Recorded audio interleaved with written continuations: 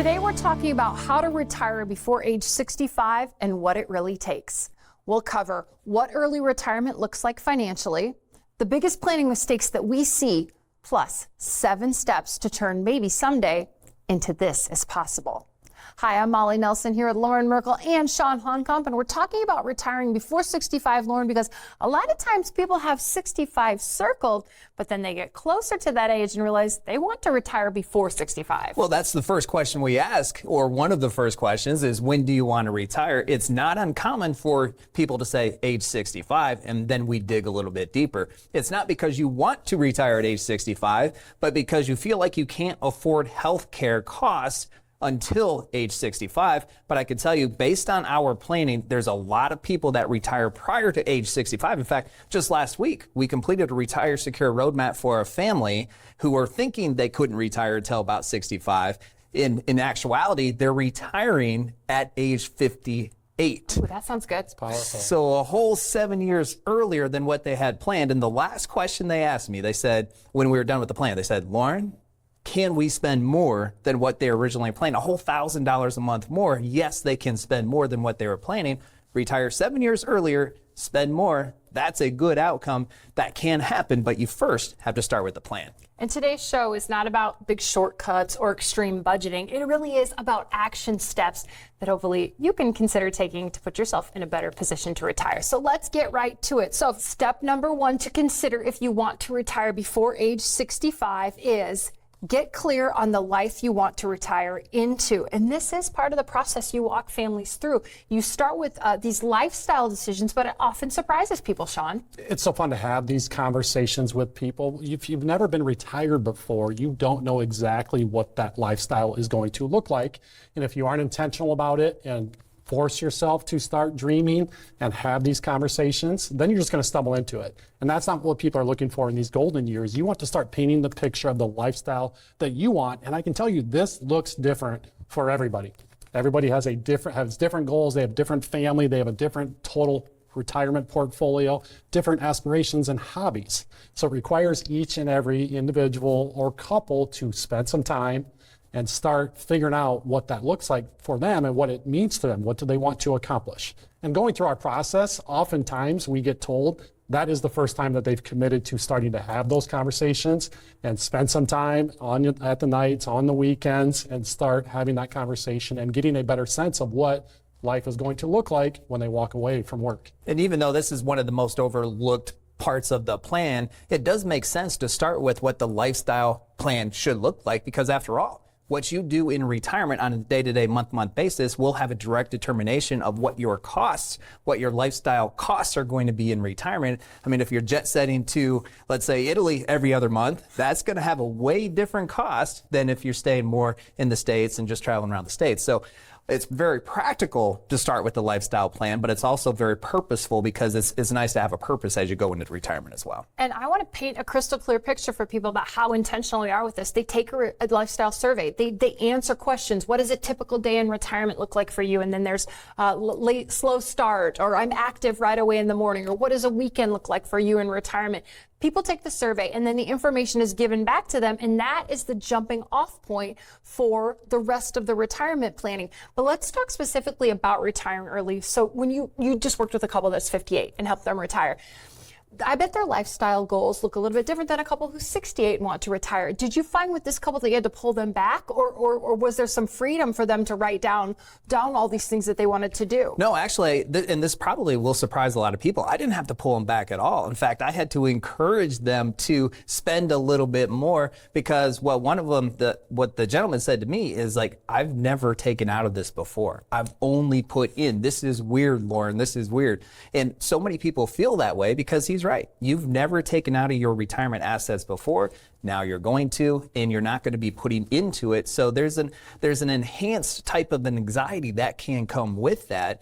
But that's one of the reasons the plan is so powerful, because they could see, yes, they can retire at 58. They're going to be fine at 59. They're going to be fine at 60 and 70 and 80. So why not reclaim some of those early retirement years? And they can do it with confidence. I'm glad you mentioned 70 and 80 because that leads us right into step number 2 if you'd like to retire before 65, and that is plan for a longer retirement than you think. Retiring before 65 can mean a 30 to 40 years of income needs. Let's talk about the most recent numbers on life expectancy. So if you make it to age 65 today, right now that extends your life significantly. Men then generally live to age 82 or 83. And women live to age 85 or 86. So this longevity conversation, Sean, you have it with people all the time. How does it go when you're telling someone in their 50s, hey, by the way, we've got to plan out to, let's see, somewhere in the 85, 86, maybe 90 range? That's part of the information and the inputs that help us design that plan. So we definitely need to be having conversation around that. I think it's human, it's natural that we get a little bit older, we start feeling some of those bumps and bruises in the history of making it through life. And sometimes that mindset is that people start thinking that maybe they're not going to live as long as they end up living, which can be a dangerous viewpoint to have as we're helping people make some of these decisions that are part of building this plan. One example is with Social Security, right? We want to get as much money out of Social Security, and we often see that people start too soon and they live longer than they thought, so they potentially could have made a better decision. So it's about longevity. We've got to have the information we need. We try to get a good understanding of what your health history looks like, what your family history looks like. If you're part of a couple, we need to start thinking about the longevity of at least one of you, if not both. So that's information we have to be aware of as we try to make good decisions during people's retirement journey.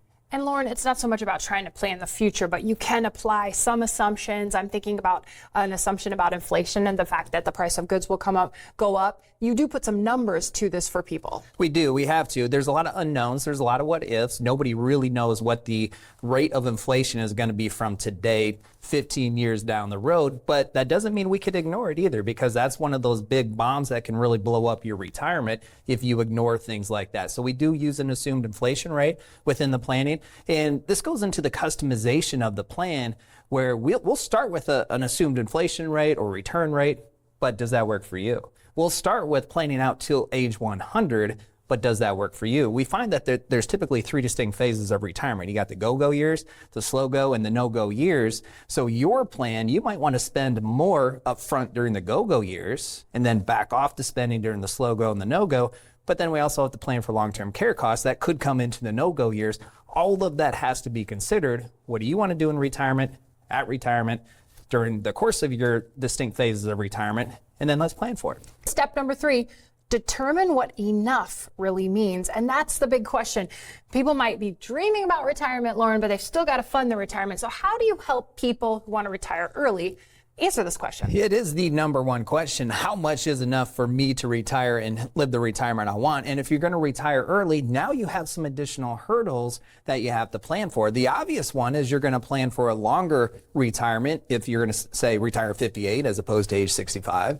And then you have to account for health care. But then this is where the lifestyle really comes into play of what do you want your lifestyle to look like? Because I can tell you if you retire at 58, versus 65, you're probably going to have a little bit more energy, want to do a few more things. The grandkids are going to be a little bit younger. That means your lifestyle cost could be more as well. So we have to look at all of those different factors that go into your retirement plan and then build the plan around your factors. When you read about retiring early online, I saw a lot of articles that talked about withdrawal percentages. So traditional retirees, maybe they take out 4%. If you're going to retire early, you target closer to maybe 3 or 3.5. You know what's interesting though, when we were talking about this show today, when we had our meeting to talk about the show, neither one of you said anything about withdrawal percentages, and that's not necessarily exactly what you're looking at when you talk to people that want to retire early. Why am I reading that online, and what's different with our process? You want to be careful about that generic information that's out there, those rules of thumb or law of averages. So that kind of information is out there. It's been out there for a long time. But when you read something about 4% withdrawal rate or 3.5% or whatever kind of information you might be seeking, that is not customized to your scenario. It's a very generic statement that somebody's putting that out there trying to apply it to the masses. At this stage of life, you don't want to just rely on these averages or rules of thumb and that generic information. You want to have a better sense of what your exact journey is going to look like. So if we're going to retire before 65, we want to feel good. I mean, we want better information around what kind of distributions could somebody take. Feel good that you're not taking too much, but you also don't want to be taking too little, right? We have a lot of conversations about, in your example, can you spend more? So get the most information you can, have a customized plan so that you're making the decisions that are very specific to your retirement journey. And if we were to look at all of the Retire Secure roadmaps that we've put together over the last number of years, there's some that would be taking out 4%. There's some that would be taking out 3%, but I can tell you there's far more that are taking out a different percentage than that 3 to 4%. And it's all based on what it is that you need to accomplish from a retirement standpoint. There's many people taking out less than 3%. And not necessarily because we're trying to say, let's stay under 3%. It's more because that percent withdrawal fits their lifestyle. It fits their retirement assets. Maybe we've been able to optimize their Social Security and their pension. They can get more out of those fixed income, need to take less out right away. And then there are some who are taking out 5%. Or 6%, not because we want them to take 5 or 6%, because that's what fits their lifestyle based on all the different factors. So, and that's why that 3 to 4% general rule is dangerous for a lot of people, because you retire not knowing anything different, not with a complete plan, and you're saying, online, I need to stick at 4%. That doesn't quite get it done, or it's too much. What do I do? The customization, the personalization really is a game changer when it comes to that. Let's look at step number 4, how to retire before age 65. Increase your savings power, but there is a parenthesis here, without feeling deprived. So nobody wants the big shortcuts, or most people don't anyways. So how do you do this? This is about kind of making the most of the last part of your career of working, right? Yeah, so you're at a stage of life where people are planning for retiring prior to 65, but you've still got a few more working years ahead of you. That can be a really impactful time to be intentional about some certain decisions you're making. Everybody has 401k plans. There's certain limits that we can contribute into that. If you're able to, you would want to save as much as possible into those work plans those last few years prior to retirement. Be intentional about the tax type of contributions that you're making, whether it's pre-tax or Roth. That has an impact on what distributions look like in retirement. So you want to be thinking about the options that are in front of you those last few years to set yourself up to be in a better position to accomplish the goals that people have in retirement. Here's a strategy that won't change what you're contributing to your retirement savings. So it's not going to change what you're doing right now, the HSA. If you have an HSA, which means you have an HSA available healthcare plan, and you're contributing to your HSA, but when something happens from a health standpoint, you're using your HSA and you're still working, maybe work it within your plan so you're preserving the HSA, because the HSA, as a reminder, that's the triple tax benefit type of savings account where the contributions go in tax-free, it grows tax-free, and you take it out for qualified healthcare expenses, it comes out tax-free. So has even more tax advantages in some ways than the Roth IRA. So if you can allow that to continue to grow while you have the higher earnings, the wage earnings that's coming in from your employer, and then when you retire, you have a bigger bucket of tax-free health money that you can use for your health instances, because you're going to need it in retirement as well. And then you can use the other income you have for lifestyle. So that there's just a simple strategy of looking how you're using the accounts you have, and it doesn't change your contribution percentage on the retirement accounts today. So maximize the 401k, 403b, whatever you have available to you. Also HSA, look into that, make the most of it. Maybe don't dip into it for a little while. What about those Roth dollars? I hear you guys, we talk a lot on the show actually about Roth conversions. If you're retiring early, how does a look at those change? The more Roth dollars that anyone can accumulate within their portfolio, really what that does is it creates more options and more control later in life. Considering the current tax rate environment, most of you out there, you're not going to spend your Roth dollars until later in life. But the sooner we can get those dollars into an account, we're going to make investment decisions. We can get growth on those Roth dollars. Uncle Sam has no ownership of any of the Roth dollars. So we know every dollar within a Roth account is going to be available for you to spend later in life. And we want to have that tax diversification for later in life when those tax rates change. And then specifically if they go up, That's when we're going to want to be able to better utilize the Roth component of a portfolio.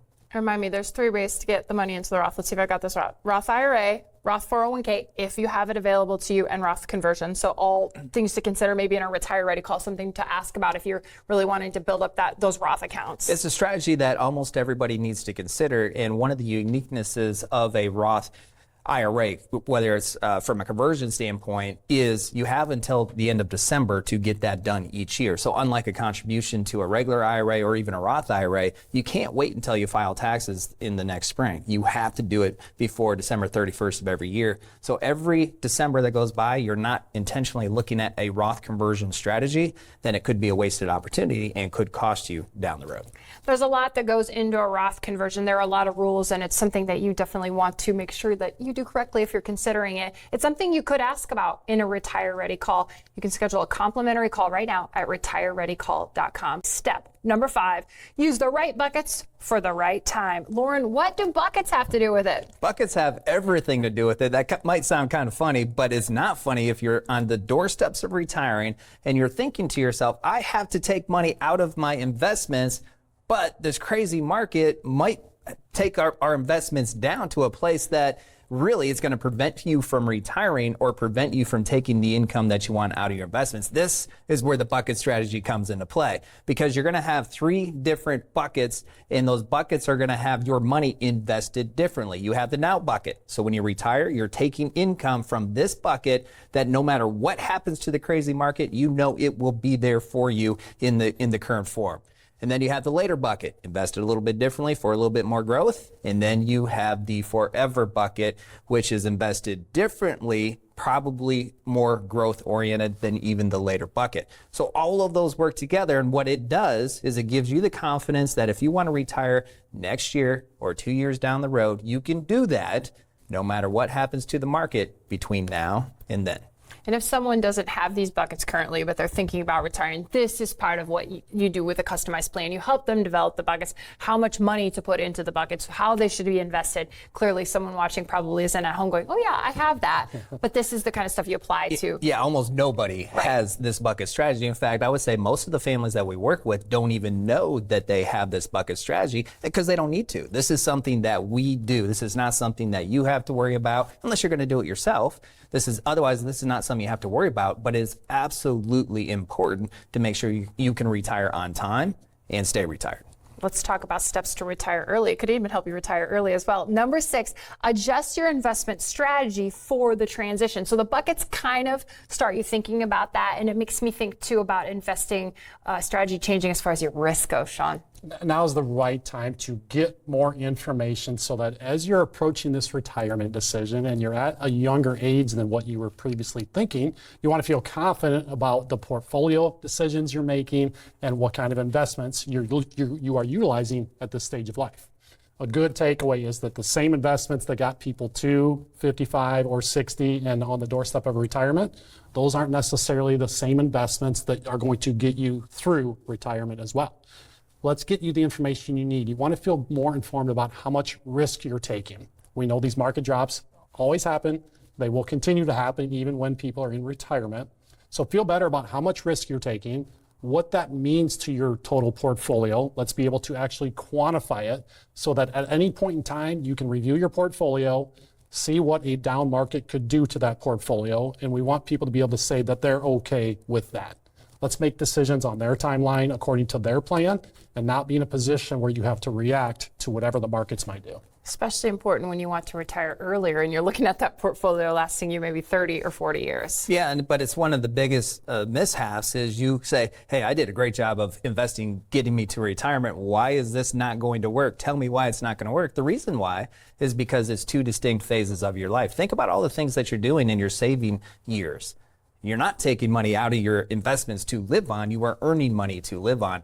That changes in retirement. And now you have to depend upon what you have saved for the rest of your retirement. And that's why it's so important to shift up your investment strategies when you get closer to retirement, and then certainly as you enter retirement. Yeah, and we talked about the mistakes that you guys sometimes see and relying on rules of thumb like that withdrawal rate, and also not switching up your investment strategy, another mistake you guys can see as well as people head into retirement. Let's talk about retiring before 65. We've got step number 7 right here. Solve the 2 big gaps, taxes and healthcare. Of course, 65 and Medicare go hand in hand, and that's why for a lot of people, retirement follows along. But there's so many other healthcare options now than just Medicare. It's important to evaluate what those options are. What if you do wait until 65? How costly is Medicare for you based on the type of insurance you'd receive? You might be surprised by that. You don't want to be.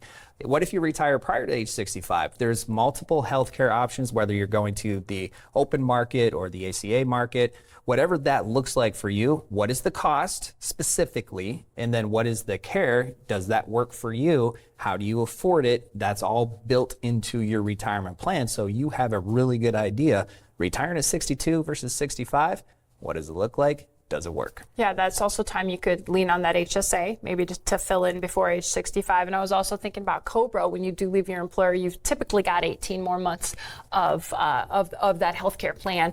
Let's also talk about that other gap that you need to fill is taxes. And of course, everybody has to pay taxes, but the efficiency at which you pay taxes, you want to talk about before that retirement date.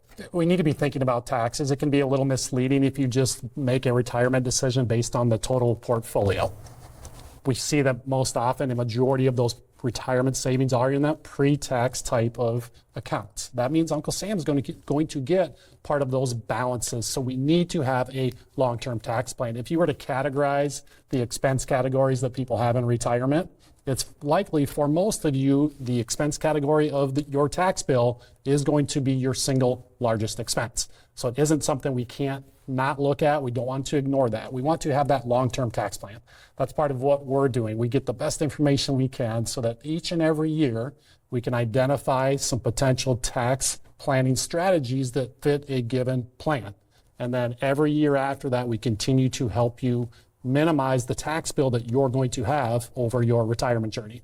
Less money going to Uncle Sam means more money in that portfolio, which means more money in people's pockets so that they can have the lifestyle they have want to have with confidence, or even increase that lifestyle a little bit. And certainly retiring early, so let's say age 62, can give you a few extra years to do Roth conversions prior to when it's going to impact potentially your Medicare premiums. So if you retire 60, 61, 62, what you do from a Roth conversion standpoint won't impact your Medicare premiums. And many times people could take advantage of that, do excess Roth conversions because they don't have to worry about that.